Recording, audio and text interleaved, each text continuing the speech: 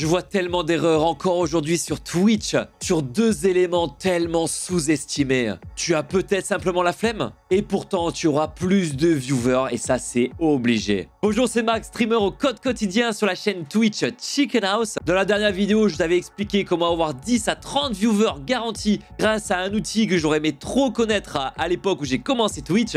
D'ailleurs, les retours sont incroyables et ça fait tellement plaisir. Et aujourd'hui, je vais t'apprendre deux choses à savoir absolument, qui est en fait le b.a.-ba de streamer que beaucoup ne font pas jusqu'au bout. Donc grâce à l'unique moyen de faire du référencement sur Twitch, tu vas pouvoir donner à des viewers de venir te découvrir et tu vas pouvoir donner à tes followers de revenir te voir. En tout cas, n'hésite pas à t'abonner et activer la cloche pour ne pas louper la vidéo de la semaine qu'on sort tous les dimanches. Ça pourrait être bête de louper des astuces en œuf d'or qui pourraient booster ta chaîne. Et en tout cas, si tu veux nous aider en retour, n'hésite pas à lâcher un gros like sous la vidéo. Le fardeau du titre et de la notif. Car oui, faire ça tous les jours, c'est rébarbatif. Changer sa notification avant chaque live et même peaufiner son titre jusqu'au caractère près, ça peut clairement te casser les œufs. Car tu as tout simplement l'impression de perdre ton temps. Alors, tu t'en débarrasses vite et même la notif, tu viens laisser la même d'un stream à un autre. Et franchement, c'est une terrible erreur. Qu'importe la plateforme, le référencement et le pouvoir qui va offrir de la visibilité naturelle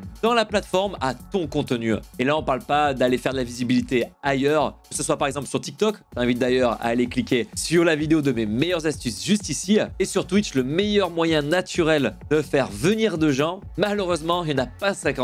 Si tu passes à côté, tu passes clairement à côté d'une certaine part de visibilité. Je vais donc te livrer mes 7 meilleures astuces pour que tu puisses d'abord comprendre la puissance d'un titre et d'une notification et surtout derrière que tu puisses pouvoir bien les travailler et on va voir comment y parvenir. Et grâce à ça, ça va te faire venir du monde sur deux fronts car il n'y a pas plus engagé qu'un viewer Twitch plutôt qu'un viewer venant d'une autre plateforme. Et ça commence d'abord par l'acquisition. Et sur Twitch, le seul point de découverte, c'est vraiment le titre. On n'est pas du tout sur YouTube où tu peux surtout customiser ta miniature. Et encore moins sur un site internet où tu peux à peu près tout utiliser pour le référencement. Et ensuite, tu as la récurrence. C'est qu'une fois que tu as les personnes qui te connaissent, les faire revenir. Et en plus du titre, là, tu as le rôle de la notification qui vient à point nommé. Et en plus de faire venir les gens, la notif est extrêmement importante car c'est littéralement elle qui va te faire réussir un démarrage rapide de stream. Et je peux te garantir qu'un début de stream pas son grande forme, avec moins de viewers que d'habitude, et ben ça va être très difficile de remonter la plante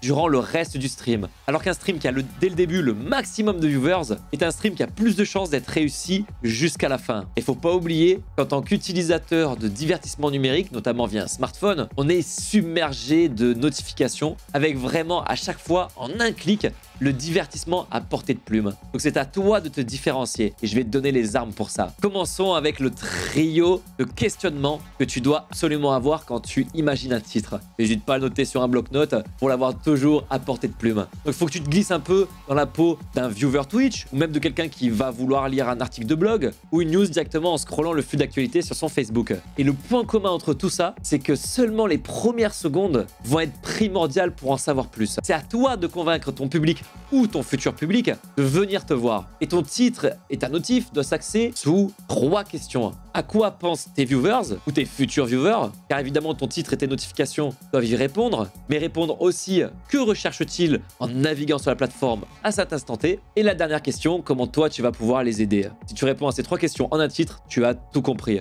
Mais parlons plus concrètement. Voici mes règles de base pour un titre réussi. Tu dois totalement accrocher sans être putaclic, parce qu'évidemment, chaque part de malhonnêteté se voit et tu vas attirer des gens malhonnêtes en retour. Dans ton titre, il faut que tu sois toi-même. Il faut que ça se retranscrive. En lisant le titre, on doit déjà commencer à comprendre qui tu es pour savoir ce que tu vas proposer comme contenu. Si tu es bourré d'humour, fonce et fais rire les gens juste avec le titre. Si tu aimes plutôt le just chatting, pose une question directement dans ton titre pour pouvoir amener à des sujets de conversation, des débats surtout. Si tu aimes les défis, notamment dans les jeux vidéo, que tu aimes tryhard, n'hésite pas à t'orienter là-dessus de temps en temps. En mode, à chaque sub, je dois réaliser ta. Ton titre doit être un teaser de ton contenu. Ne balance pas l'information, juste de quoi susciter suffisamment l'envie pour pouvoir venir. Par exemple, moi, je fais que des titres en début de live avec l'actualité du jeu vidéo, puisque c'est mon contenu même. Quand je commence un stream avant de partir sur du gameplay, n'hésite pas à venir nous faire un petit coucou, tu as le lien en bio. Du coup, de mon côté, si je sais que la communauté, par exemple ce matin, je sais qu'on va parler de Warzone 2 parce qu'il y a une news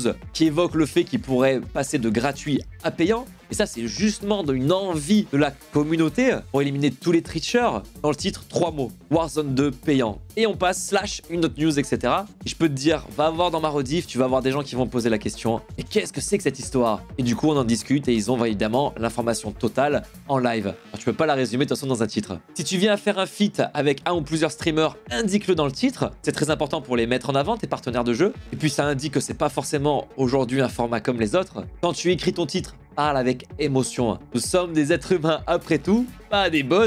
Il n'y a rien de plus communicant que l'émotion. Cerise sur le gâteau, ajoute un nombre. C'est l'astuce de base des titres accrocheurs. Tu es en train de tester le nouveau Dying Light 2. Voici 3 raisons incontournables d'avoir le jeu de l'année. Tu joues à un jeu de shoot, voici les 6 classes d'armes qui feront la différence. Clairement, tu vas t'adresser à des personnes qui vont vouloir en savoir plus, si évidemment c'est le public ciblé. Et là, ils viendront sur ton stream pour te poser la question. Et la dernière astuce, c'est que tu peux aussi mettre en avant la qualité de ton stream, si c'est un facteur intéressant. Et je dis bien un facteur intéressant. On en parlera justement dans les erreurs à ne pas commettre un peu plus tard dans la vidéo. Donc là, je pense à Horizon 2 qui va sortir sur PlayStation et à la fois sur PS4 et PS5. Bah déjà, juste le fait au début de dire que c'est sur PS5, ça va être un élément différenciant, surtout pour les nouveaux qui veulent savoir ce que vaut le jeu dès qu'il est sorti. Moi, personnellement, j'hésite pas à mettre le point d'exclamation 4K en début de mon stream qui amène à une commande qui explique que je capture en 4K. Et même si sur Twitch, on ne peut pas diffuser en 4K, un flux vidéo capturé en 4K qui est diffusé en Full HD restera quand même plus beau qu'un flux vidéo Full HD diffusé en Full HD. Donc quand je fais des jeux où il y a un attrait, notamment au niveau des graphismes, j'hésite pas à l'utiliser. Troisième point, comment trouver de l'inspiration? Parce qu'il faut toujours se renouveler, évidemment. Chaque live doit être unique. Déjà, premièrement, tu tapes sur Google comment faire un titre pour du blog, du YouTube. Et là, tu auras plein de sites qui référencent énormément d'exemples et ça pourra grandement t'inspirer. Ne pars jamais de feuille blanche en créativité. Tu peux aussi faire un tour sur Twitch pour savoir, parmi tout le choix possible dans une catégorie de jeu, quels seraient les lives qui te donneraient le plus envie de cliquer dessus. Ça peut être un bon élément pour t'inspirer. Et tu verras que plus tu feras, plus tu apprendras et meilleur tu seras. Je vais te montrer pour ma part comment je m'organise, car j'espère que tu l'as compris, les titres et notifs ne doivent pas être pris à la légère. Et depuis mes débuts sur Twitch, j'utilise un Google Sheet avec tous mes titres. Et genre vraiment tous mes titres. Ça me permet la veille de prévoir ce que je vais faire le lendemain. Et si je viens à changer de catégorie, quand par exemple je passe des Chicken News au gameplay, et d'ailleurs pas mal de nouveautés, t'invite à rejoindre la Chicken House, et bien derrière j'ai déjà les titres sous l'aile. Pas besoin de réfléchir en stream, vu que ça a déjà été fait, et ça de manière productive en plus. Et là il y a quelque chose qui va peut-être te sauter aux yeux quand je te montre tous mes anciens titres de tous mes streams, c'est qu'il y a à chaque fois des emojis. C'est radical. Un même titre identique au nombre de caractères donnera plus envie d'être cliqué s'il comporte des emojis. Évidemment, sans abuser, car ton œil va être naturellement attiré par eux. Et là, tu as plusieurs astuces pour récupérer des emojis facilement. Tu as des extensions sur Chrome à pouvoir télécharger. Moi, j'utilise JoyPixel, par exemple, pour avoir des emojis sous la main, avec une barre de recherche pour les retrouver rapidement. Bon, par contre, c'est en anglais. Et tu as aussi un raccourci clavier sur Windows. Windows avec le point, pour pouvoir faire popper le clavier des emojis Windows.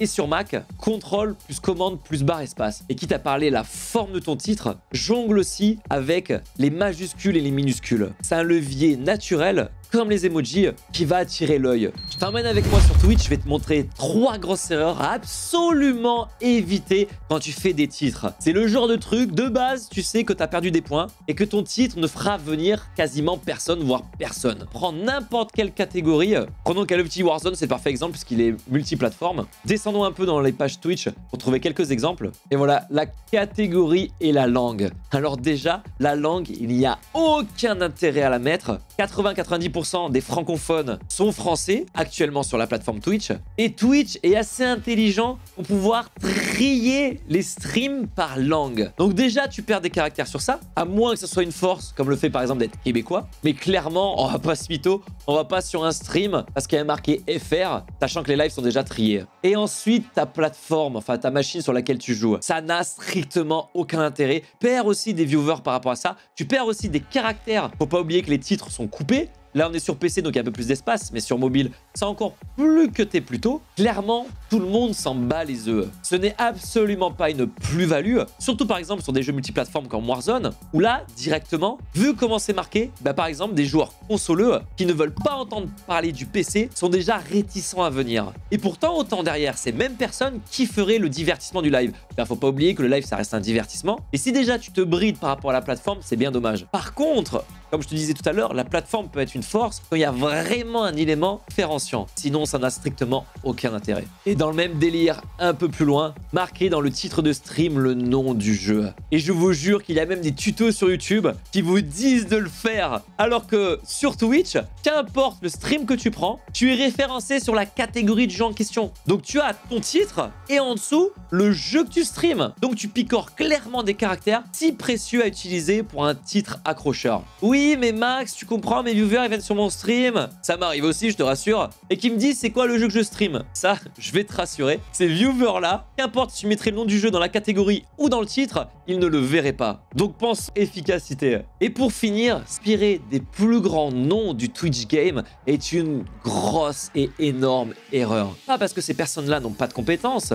Loin de là, s'ils sont arrivés là, c'est pas pour rien. Mais derrière, si les gros streamers et streameuses de Twitch font des erreurs au niveau de leur titrage, dans tous les cas, ils ont tellement une base de followers énormissime, seront massivement mis en avant sur la plateforme. Naturellement, tout simplement parce qu'il y a quasiment personne au-dessus d'eux et que quand tu arrives sur une page d'accueil Twitch, forcément, ces personnes-là qui sont mis en avant. Donc ne les copie pas et je dirais même mieux, démarque-toi. Les notifications. Je pense que là, si tu as tout compris des titres, il n'y a pas grand-chose de différent avec les notifications car les conseils que je t'ai donnés sont aussi valables pour les notifs et c'est pour ça que je conseille toujours de partir sur un titre et ensuite tu le copie-colles sur la notif, mais avec une grosse différence. C'est que là, tu dois pas convaincre quelqu'un qui ne te connaît pas de venir, mais convaincre quelqu'un de revenir. Donc à toi de trouver comment adapter ces deux titres en notification parce que c'est destiné les notifs uniquement aux followers. De mon côté, titre, c'est évidemment un lien avec les Chicken News que je vais faire, donc le récap de l'actualité du jeu vidéo qu'on déplume tous les matins du lundi au samedi.